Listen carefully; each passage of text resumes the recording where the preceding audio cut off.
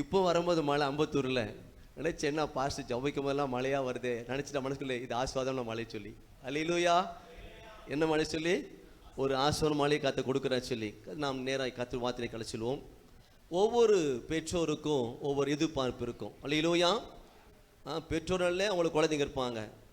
ஒரு குடும்பங்கிற அந்தஸ்தை கொடுக்குறதே வந்து பிள்ளைகள் தான். அந்த குழந்தை பிறந்தால் தான் குடும்பங்கிற ஒரு பேரே வருது. ஆகையினால அதுக்கு முன்னாடி கணவன் மனைவி தான், புருஷ மனைவி இருக்கிறாங்க. எப்போ குடும்பமாக சொன்னால் ஒரு குழந்தை வந்த பொழுது அவங்க ஒரு குடும்பமாய் அங்கீகரிக்கப்படுறாங்க. அப்போது ஒரு குடும்பமாய் ஒரு பிள்ளை அவங்களுக்கு பிறக்கும் பொழுது, அது ஆண் பிள்ளையோ பெண் பிள்ளையோ பிறக்கும் பொழுது அவங்களை குறித்து தன் தகப்பனுக்கும் தாய்க்கும் ஒரு எதிர்பார்ப்பு இருக்கும் இல்லையா. என்ன எதிர்பார்ப்பு? என் பிள்ளை பிறக்கும் பொழுது எனக்கும் எதிர்பார்ப்பு இருந்தது. அவள் பிறந்த உடனே பொண்ணு குழந்தைனாங்க. நான் என்ன செய்யுமா பேர் அப்போ வச்சேன். அவங்க மேலே ஆப்பரேஷன் தேட்டரில் இருக்கிறாங்க. எனக்கு அங்கேருந்து ஃபோன் வருது, கீழே நான் உட்காந்துருக்கிறேன், உட்காந்து ஜோம் பண்ணிருக்கிறேன், ஆப்பரேஷன் வந்துட்டுருக்கு. உடனே ஃபோன் காலில் எப்போ அவனுக்கு குழந்தை பிறந்துச்சு, அவனுக்கு வந்து பெண் குழந்தை பிறந்துக்கிறான்னு சொன்னாங்க. முதல் குழந்தைய பெண் குழந்தை. உடனே ஜோம் பண்ணி சொன்னேன். மூத்த மகளுக்கு எம்மிமால்னு பேர் வச்சாங்க. என் மகளுக்கு நான் எம்மிமால் MBBS அப்போ என்ன பேர் வச்சேன் அல்லேலூயா. என்ன பேர் வச்சேன்? அப்போது ஆர்வ கோளாறு, நல்லா டாக்டர் படிக்க வைக்கணும் அப்படின்னு சொல்லி அந்த ஆர்வ கோளாறில் எம்மிமால் MBBS சொல்லி அப்போ என்ன செய்ய என் மகளுக்கு நான் பேர் வச்சேன். இது எதிர்பார்ப்பு, தகப்பன்ற ஸ்தானத்தில் என்னோட எதிர்பார்ப்பு. அது நிறைய வரமா தெரியல. ஏன்னா இப்போ என்னன்னாக்கா ஆண்டுக்காக நல்லா தீர்க்கதரிசியாக வரணும் இப்போ எதிர்பார்ப்பு. அப்போ குழந்தை பிறக்கும்போது இந்த சூழ்நிலை அப்படி ஜெபம் பண்ணேன். ஆனால் இன்னைக்கு பிலிப்புடைய பிள்ளைகள் எப்படி தீர்க்கதரிசி இருந்தாங்களோ அதே போல எனக்கு 3 பெண் பிள்ளைகள் இருக்கிறாங்க. 3 பேர் தீர்க்கதரிசியா வர்றதை என்னோட எதிர்பார்ப்பு இன்னைக்கு அல்லேலூயா. கர்த்தருக்காகனே செய்யுங்க. தேசத்துல ஆண்டுக்கா ஊழியம் செய்ய எதிர்பார்ப்பு இன்னைக்கு இருக்கிறது. நிச்சயமா என் பிள்ளைகள் மூலமா கர்த்தர் நிறைவேற்றுவான்னு சொல்லி நான் விசுவாசிக்கிறேன். கர்த்தர் மகிமை உண்டாகட்டும். அப்படி ஒவ்வொரு பெற்றோருக்கும் ஒவ்வொரு எதிர்பார்ப்பு இருக்கும். என் பிள்ளை போய் டாக்டர் ஆகணும், இன்ஜினியர் ஆகணும், அப்படி சொல்லி சயின்டிஸ்ட் ஆகணும் இருக்கும். நிறைய இருக்கு எதிர்பார்ப்பு இருக்கும். அப்போ நம்முடைய தகப்பனு எதிர்பார்ப்பு இருக்கிறது. யார் நம்முடைய தகப்பன்? இயேசு கிறிஸ்துவுக்கு எதிர்பார்க்கிறது. அப்போ இயேசுவின் எதிர்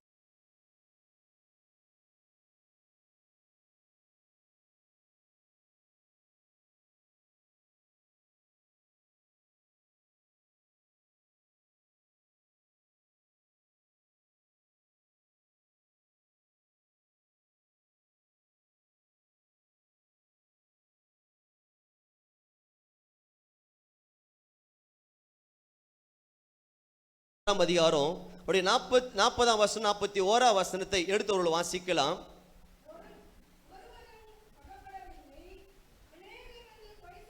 மத்தேயு 26ஆம் அதிகாரம் 40ஆம் வசனம்.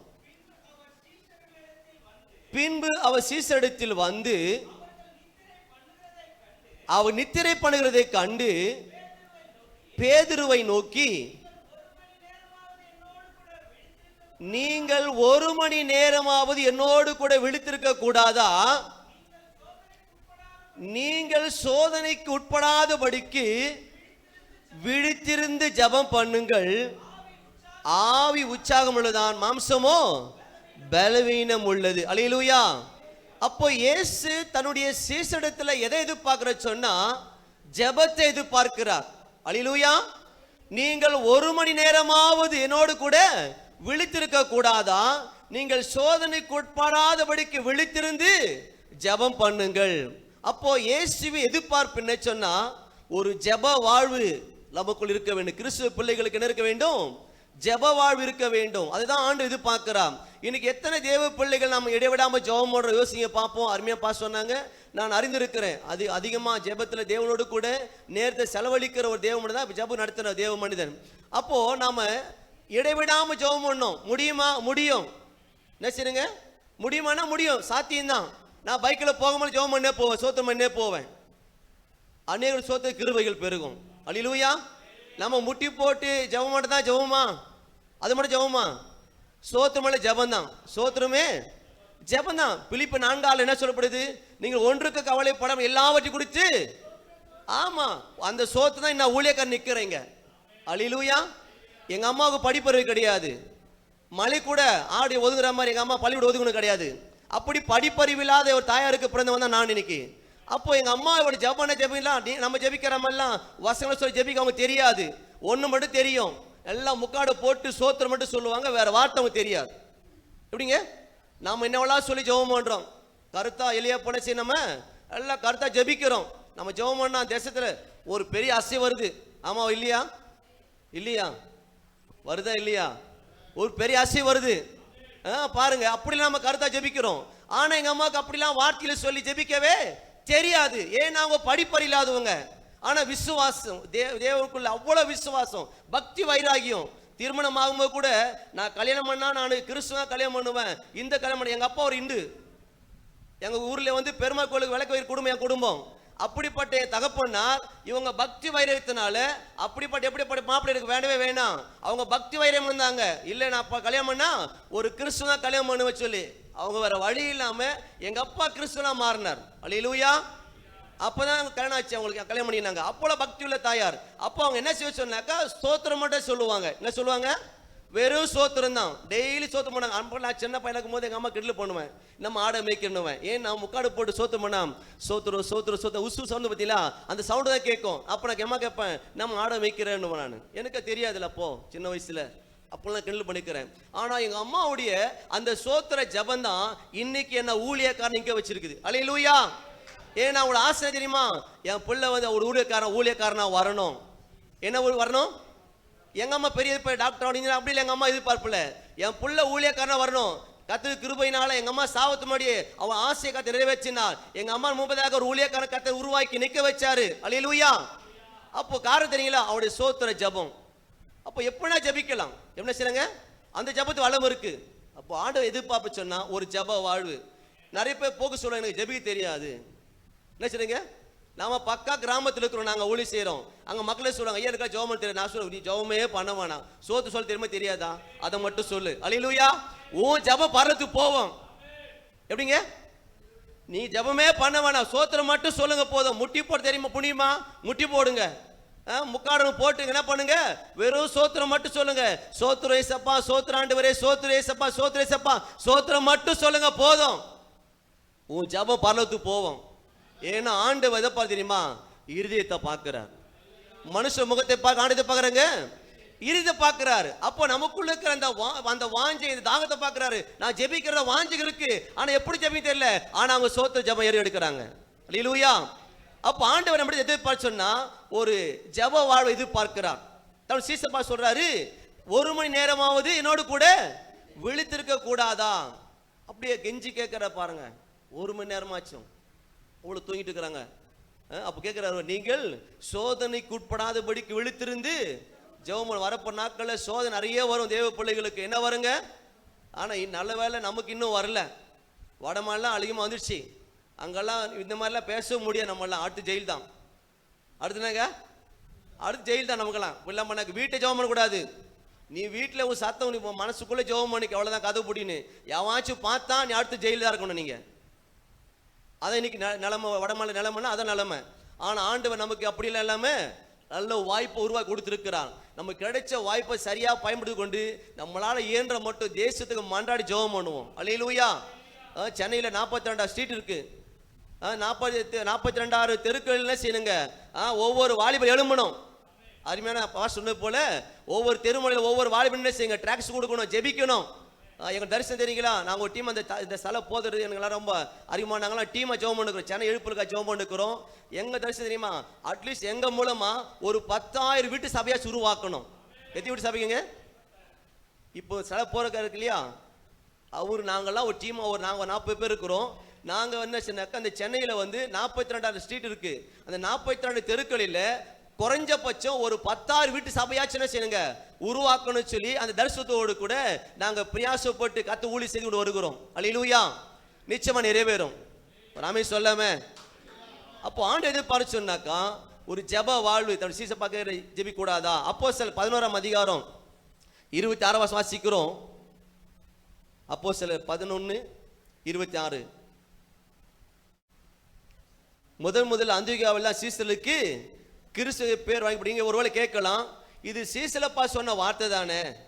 எப்படிங்க? அன்று கெத்செமனே தோட்டத்தில் இயேசு நம்முடைய சீசர் சொன்னாரு, இது எப்படி எனக்கு பொருந்தும் அப்படி ஒரு கேள்வி உங்க மனசுல வருது சொன்னா, இப்ப ஆண்டு சொல்றாரு, முதல் அந்தியோகியாவிலே சீசலுக்கு என்ன பேர் வழங்கப்பட்டது? நீ கிறிஸ்துவனா இருக்கணும்னு சொன்னாக்க முதல்ல சீசனா மாறணும்.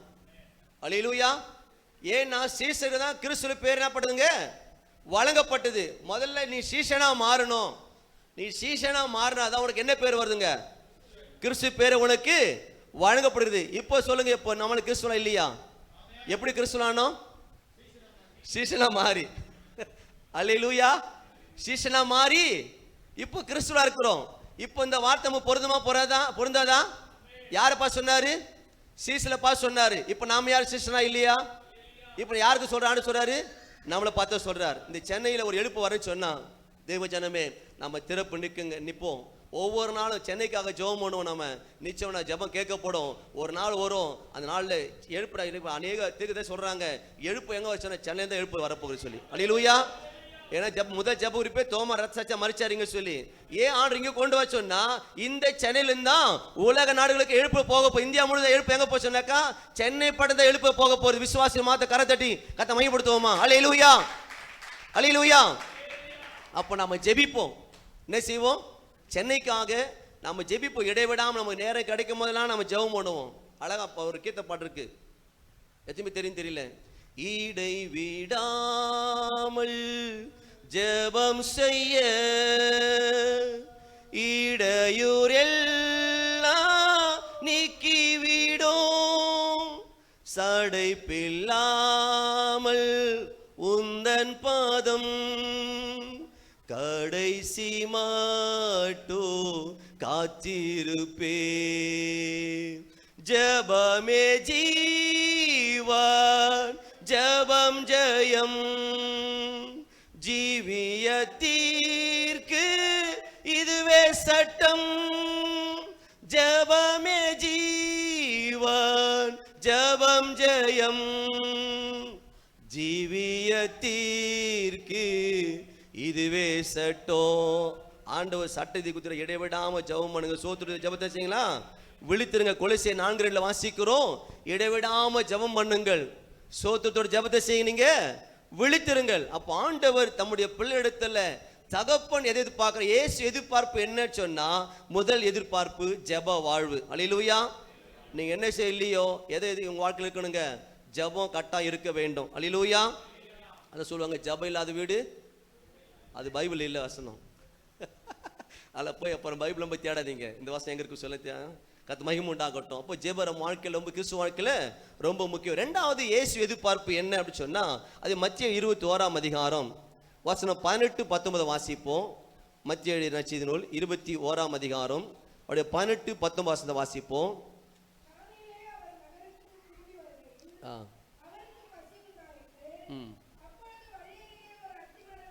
கண்டு அதெடுத்து போய் அதிலே இலைகளை அன்றி வேறொன்றை காணாமல் இனி ஒரு கால் உணர்த்தில் கனி உண்டாக கடவுது என்றார். உடனே அத்திமரம் பட்டு போயிற்று. அல்லேலூயா. இப்போ ஆண்டவராகிய இயேசு காலையில் அவர் நகரத்துக்கு திரும்பி வருகையில் அவருக்கு என்ன உண்டாயிடுச்சா? பசி உண்டாயிடுச்சு. அப்போ ஒரு பசி உண்டாயிடுச்சு. இப்போ ஒரு பசி இருக்கு அவருக்கு. என்ன பசிங்க? ஆத்ம பசி. எத்தனை பேர் தாகத்தை தீர்க்க போறோன்னு தெரியல. அல்லேலூயா. இந்த வருஷத்துக்குள்ள என்னோட தரிசனம் தெரியுங்களா?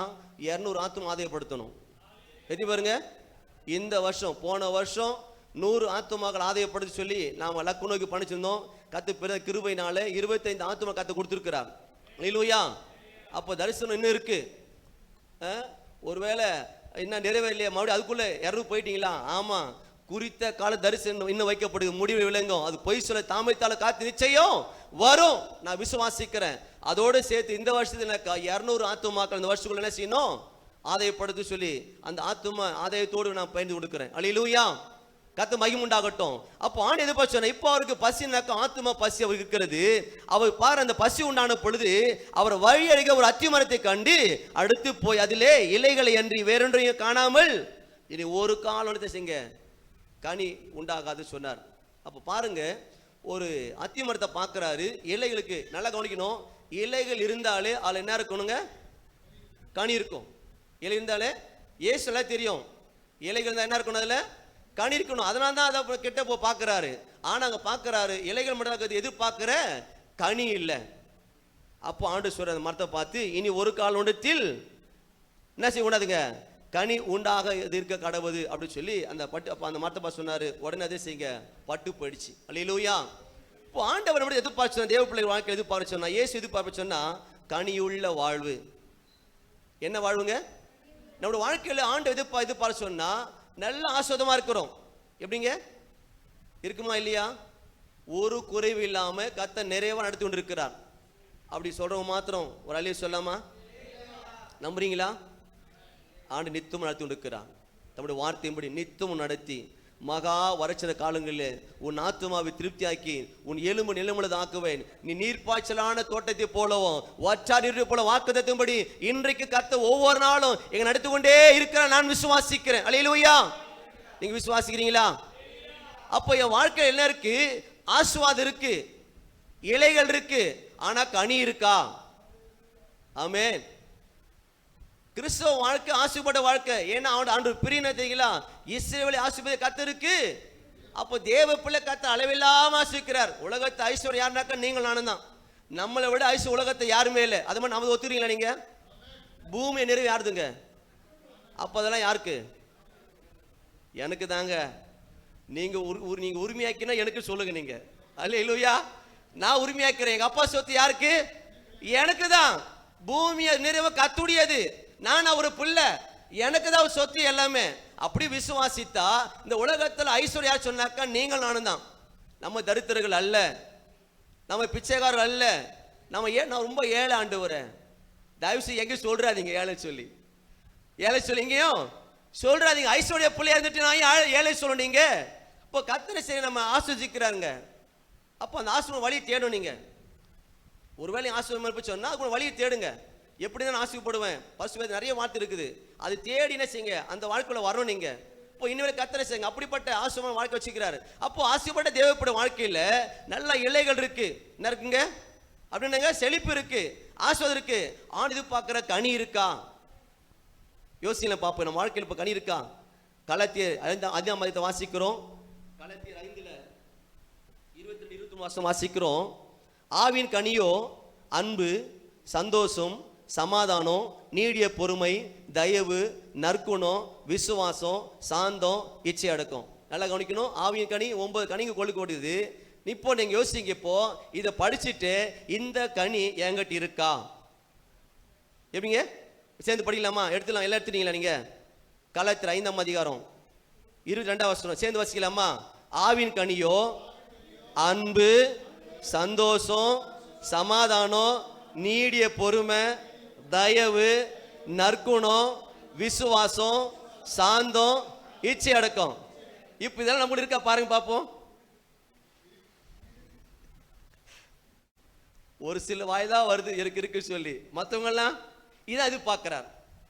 என்னங்க இப்போ இல்லாதனாலதான் இப்போ இலைகள் இருக்கு மரத்துல. என்ன இல்லை? எதிர்பார்த்த கனி இல்லை, அந்த பசித்துக்கிற கனி இல்லை. அப்ப இன்னைக்கு ஆஸ்வாதமா இருக்கிறோம், ஆனா ஆண்டு எதிர்பார்க்கிற என்ன இல்லைங்க? கனியற்ற வாழ்க்கை. இன்னைக்கு அநேக மக்கள் ரட்சிக்கப்பட காரணம் தெரியுமா? எனக்கு தெரிஞ்சு நான் சொல்லுவேன், இன்னைக்கு நம்ம தேசத்துல ஜனங்க ரட்சிக்கப்பட காரணம்னாக்கா ரட்சிக்கப்பட்ட ஜனவுடைய சாட்சியற்ற வாழ்க்கை, அவ்வளவு கனியற்ற வாழ்க்கை. ஒருவேளை ரட்சிக்கப்பட்ட ஜனங்கள் நாம மற்ற மக்கள் முன்பதாக ஒரு கனி உள்ள வாழ்க்கை வாழ சொன்னா, சாட்சி உள்ள வாழ்க்கை வாழ சொன்னா, நிச்சயமா சொல்றேன், நம்ம மூலமா போயிட்டு சுவிசேஷம் அறிவிக்க வேண்டியதில் நம்ம பார்த்து ஜனங்க ரட்சிக்கப்படுவாங்க. அல்லேலூயா. காரணம் என்ன சொன்னா, ரட்சிக்கப்பட்ட மக்களுடைய சாட்சியற்ற வாழ்க்கையும் கனி அற்ற வாழ்க்கை. என்ன வாழ்க்கை? அப்படியே கனி இல்லை அவங்ககிட்ட. அப்போ அதனால தான் ஜனங்க செய்றாங்க. இன்னும் கால தாமதம். சர்ச்சை போற அவங்களும் அப்படி இருக்கிறாங்க, நான் என்ன அப்படி போனேன்னா அப்படி ஒரு அலட்சியம் அவங்களுக்குள்ள. அப்போ இன்றைக்கு ஆண்டு எதிர்பார்த்து சொன்னா ஒரு கனி உள்ள வாழ்வை ஆண்டு எதிர்பார்க்கிறார். அல்லேலூயா. இன்னைக்கு ஒருவேளை கனியில் சொன்னா, இன்னைக்கு நம்ம சொன்னா ஒரு தீர்மானம் போன, ஆண்டவரே என் வாழ்க்கை எனக்குள்ள என்ன இல்லைங்க, அன்பு எனக்குள்ள இருக்கு இல்ல, சந்தோஷமா இல்லை, நாங்க சமாதானமா இல்லை, நீடிய பொறுமை என்கூட இல்லை, தயவு எனக்குள்ள இல்லை, நற்குணம் என்கிட்ட இல்லை, விசுவாசம் என்கிட்ட இல்லை, சாந்த இல்லை, இச்சை இருந்தாலும் இது எல்லாவற்றையும் எப்படி இருக்கணும்? நாங்க குறைவுள்ளா இருக்கிறோம். இருந்தாலும் எதில் எப்படி இருக்குங்க? எல்லாவற்றிலும் குறை வைக்கிறோம். அப்படி பூர்ணமாய் நம்ம நமக்குள்ள செய்யுங்க இந்த கனிகள் காணப்படும் பொழுது ஆண்டு அதை எதிர்பார்க்கிறார். அதான் இயேசுடைய குணங்கள். அல்லேலூயா. நம்ம பாட்டு போற இயேசு போல மாறணும், உம்மை போல மாறணுமே ஏசையா, உம்மை போல மாறணுமே. ஆண்டு ஆசைதான் நமக்கு இயேசு மாற சொல்லி இந்த கனிகள் நம்ம வாழ்க்கை இருக்குமானா அப்போதான் இயேசு போல நம்மளால மாற முடியும். அல்லேலூயா. அடுத்த வார்த்தையை கடைசி சொல்லுவோம். ஆண்டு இயேசு எதிர்பார்ப்பு என்ன அப்படி சொன்னா, லூக்காவின் புஸ்தகம் 17ஆம் அதிகாரம் அப்படியே 15, 16, 17, 18 வசனங்களில் தொடர்ந்து ஒரு 4 வசனங்கள் நான் வாசிப்போம். லூக்கா 17ஆம் அதிகாரத்தை எடுத்துக்கொள்வோம். லூக்கா புஸ்தகம் 17ஆம் அதிகாரம் 15ஆம் வசனத்திலிருந்து.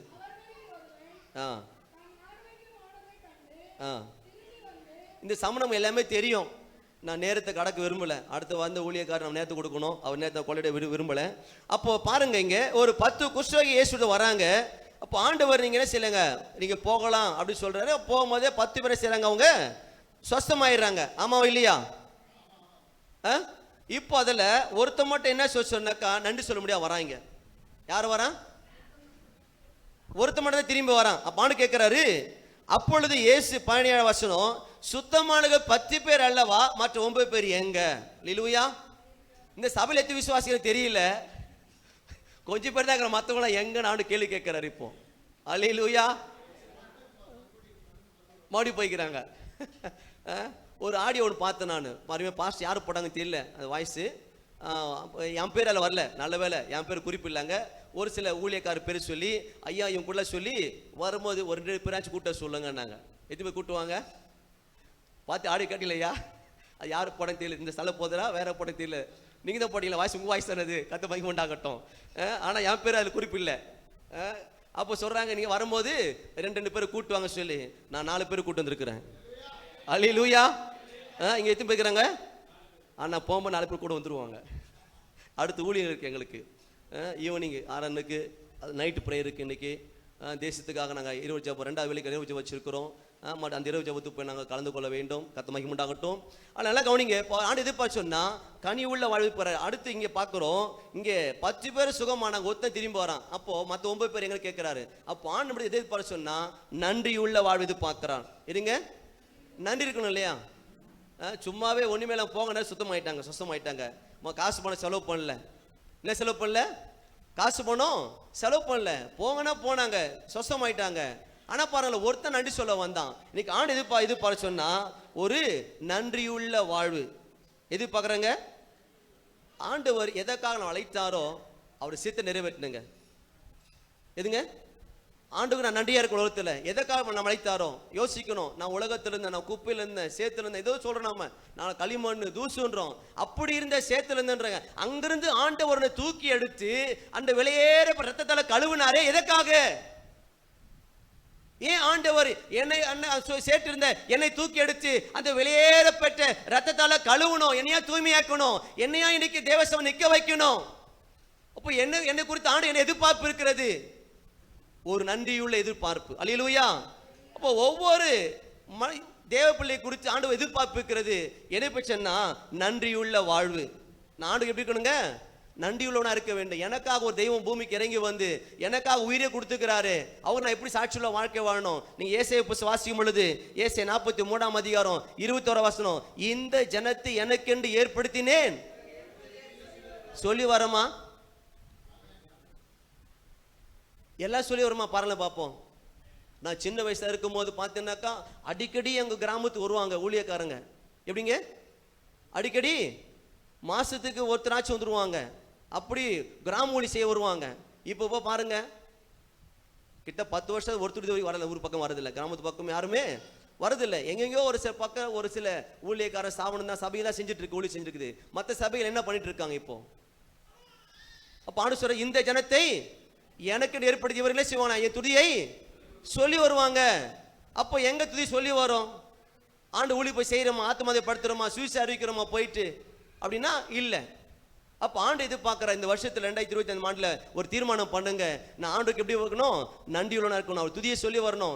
நீங்களும் உங்களை அந்த காலத்தில் நம்முடைய ஆட்சியமாக ஒழித்து வரக்கூடிய புண்ணியங்கள் அறிவிக்கும்படி அவரால் தெரிந்து கொள்ளப்பட்ட ஜனங்கள். எதுக்காக தெரிந்து விடுங்க?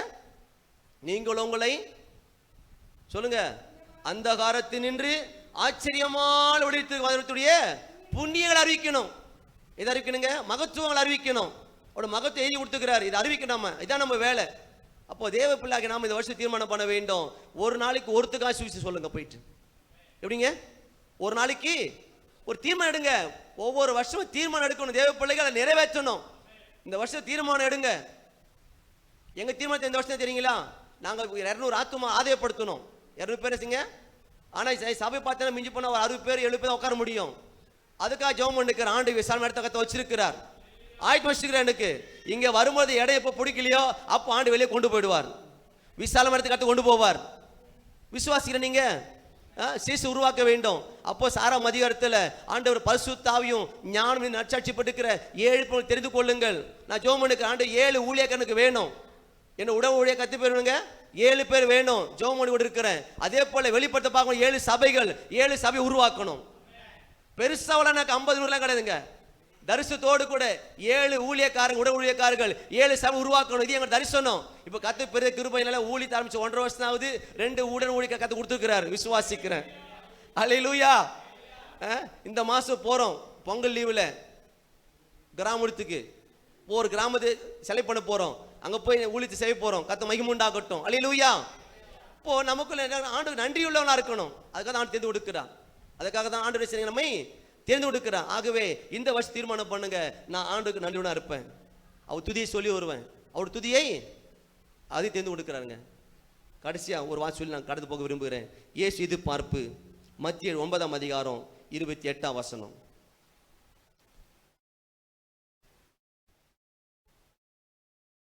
நேரில் அதில் ரொம்ப சுருக்கமா விலைக்கு சொல்லாம கடந்து போக விரும்புகிறேன். கர்த்தர் மகிமைப்படுவாராக. வீட்டில் போய் ஜானிங்க. இங்கேருந்து வீட்டுக்கு போனோடனே இங்கே எல்லாம் மாடா மாறிடணும். அல்லேலூயா. என்னங்க ஐயா இதுக்கு இது சொல்லவா இங்கே வந்தீங்க நீங்க? எங்கெல்லாம் மாடு சொல்லவா வந்தீங்க? அல்லேலூயா. மாடு வெளில இப்போ மேயும்.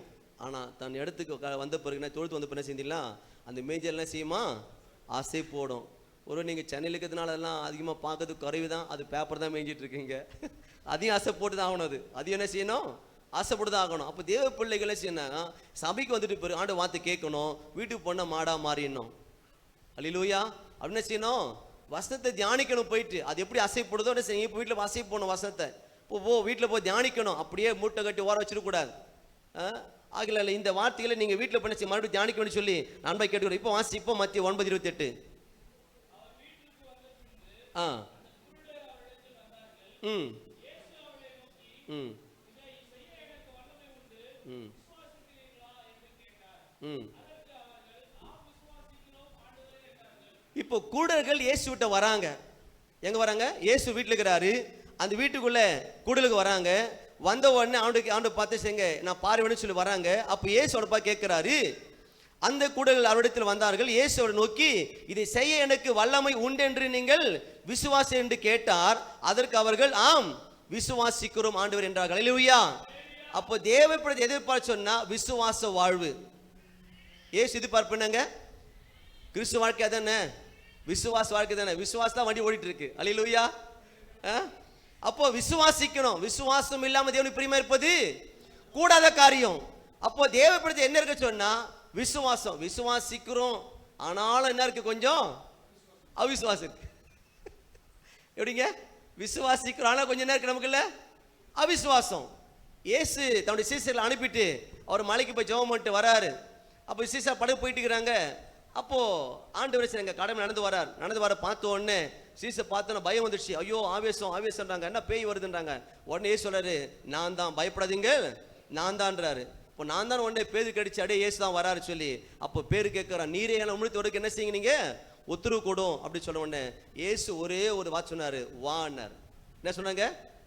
ஒரே வார்த்தான். அந்த வா என்று சொன்ன அந்த வார்த்தை மேல விசுவாசம் வைத்து. இப்போ நம்ம சொல்லுவோம் அவரு பேர் எப்படி நடந்து போன சொல்லுன்னு சொன்னாக்கா நீங்க எல்லாம் சொல்லுவோம், என்ன சொல்லுவீங்க? அவர் தண்ணி மேல நடந்தாரு. எப்படிங்க? அதான் சொல்லுவோம். நான் சொல்றேன், அவர் தண்ணி மேல நடந்தாரோ தரை நடந்தாரோ, இயேசு சொன்ன வார்த்தை மேல விசுவாசம் வச்சு நடந்தார் அவர். அல்லேலூயா. இயேசு சொல்லிட்டாரு, அவரை பார்த்து சொல்லிட்டாரு, வான்னு சொல்லிட்டாரு. அது தண்ணியா இருக்கட்டும் என்னவானா இருக்கட்டும், அவரே சரிங்க எங்க அப்பா சொல்லிட்டாரு சொல்லி அவரே சரி தண்ணின்னு கூட பார்க்காம எப்படி நடந்து போறாங்க, தரை நடந்து போறாரு. அல்லேலூயா. காரணம் இயேசு சொன்ன அந்த வாய்ங்க சொல்கிற அந்த வார்த்தை மேல விசுவாசம் வைத்து. அல்லேலூயா. போயிட்டான். ஆனா கொஞ்சம் போன உடனே இந்த அலைகளை பார்த்து ஒன்னா வந்துச்சு அவனுக்கு அவிசுவாசம். எங்க நான் முடிக்கணும்னு ஒரு அவிசுவாசம் வந்துடுச்சு. அப்படியே முழுக ஆரம்பிச்சான். இருந்தாலும் கத்தை விடல, அவனை கரத்தை பிடிச்சி படகுல ஏற்றி கரை சேர்த்தார். அல்லேலூயா. இப்போ தேவப்பிள்ளை ஒருவேளை நம்ம வந்துட்டோம், விசுவாசோட வந்துட்டோம். இப்போ நம்ம பல பிரச்சனைகள் போராட்டங்கள் பாடுகள் நிறைய வருது. நம்ம அப்படியே இருந்துக்கலாம் போல இருக்கே, ஏன்டா இப்படி வந்துட்டோன்ற ஒரு சூழ்நிலை வரலாம், நெருக்கங்கள் வரலாம். இப்போ பேதுரு போனீங்க, அவிசுவாசங்கள் வருதா? இப்போ சொல்றாரு, உங்களை கரத்தை பிடித்து உங்களை கரை சேர்க்க வளர்ந்த தேவனாக இருக்கிறார். அல்லேலூயா. உங்க விசுவாசி சோர்ந்து போகாம விசுவாசிங்க. அல்லேலூயா. நம்ம கண் மூடி ஜெபிக்கலாமா? எல்லா கண்களை மூடி. இயேசு எதிர்பார்ப்பு, அவர் நம்மிடத்து எதிர்பார்க்கிறது ஒரு ஜெப வாழ்வு. ரெண்டாவது கனியுள்ள வாழ்வு எதிர்பார்க்கிறார். மூன்றாவது நன்றியுள்ளா இருக்கணும், நன்றியுள்ள வாழ்வு எதிர்பார்க்கிறார். நான்காவது விசுவாச வாழ்வு. தீர்மானம் பண்ணலாம் இன்னைக்கு, ஆண்டவரே இந்த வருஷத்துல ஆண்டவரே நான் என் வாழ்க்கையில இதுவரை ஜெபிக்கலப்பா, சரியா ஜெபிக்காம இருந்தேன், ஆண்டவர் ஜெப வாழ்க்கைக்குள் நடத்துங்க ஆண்டவர், இனி தொடர்ந்து நான் ஜெபிக்கணும் ஆண்டவரே. அப்பா ஜெபிக்காத நாளைய வாழ்க்கை இருக்க கூட தீர்மானம் பண்ணலாமா இன்னைக்கு சமூகத்துல? அதே போல் ஆண்டவரே நான் கனியற்ற வாழ்க்கை வாழ்ந்துட்டு இருந்த ஐயா, ஆண்டவர் நீ வரப்போ நாட்கள்ல நான் கனி உள்ள வாழ்க்கை வாழ என் அர்ப்பணிக்கிறேன் சொல்லி தீர்மானம் பண்ணுங்க. அதே போல் நன்றி இல்லாத வாழ்ந்துட்டேன், துதி சொல்லி வராம போயிட்டேன், ஆண்டவர் இன்றைக்கு ஆண்டவர் நன்றி உள்ள வாழ்க்கை வாழ என் அர்ப்பணிக்கிறேன் சொல்லுங்க. கடைசியாக ஆண்டவரே விசுவாசிக்கிறேன், ஆனாலும் கொஞ்சம் அவிசுவாசம் இருக்கு ஆண்டவரே, அந்த அவிசுவாசம் நீங்கும்படி உதவி செய்யுங்க கேட்கும் பொழுது, எப்படி தகப்பனுக்குள்ள இருந்த அந்த அவிசுவாசம் நீக்கினாரோ, தன் மகனை காத்து விடுதலை ஆக்கினாரோ, அதே போல் ஆண்டவரை கர்த்தர் நமக்கு அவிசுவாசம் நீக்கி ஒரு விசுவாசம் காத்து கொடுப்பாராக. தகப்பன் இந்த வேளையில் ஆண்டவரே காத்து ஒப்பு கொடுக்கிறோம் அப்பா, உங்களுடைய வார்த்தை விதைத்திருக்கிறோம். இந்த வார்த்தையின்படி ஆண்டவரை நாங்கள் செயல்பட தகப்பு இருதயத்தை ஆண்டவரை புரிந்து கொண்டு, ஆண்டவரே நம்முடைய எதிர்பார்ப்பை புரிந்து கொண்ட பிள்ளைகளாக, நீர் எதிர்பார்க்கிற பிள்ளைகளாக அப்படிப்பட்ட குணங்களை பெற்று நாங்கள் வாழ எங்களுக்கு கிருபை செய்வீராக. தரை மட்டும் தாழ்த்துகிறோம் இயேசு கிறிஸ்துவின் நாமத்தில் பிதாவே, ஆமென். தேங்க்யூ பாஸ்டர் கிரி பாஸ்டர், ரொம்ப ரொம்ப சந்தோஷம். அந்த வார்த்தையில் கடைசி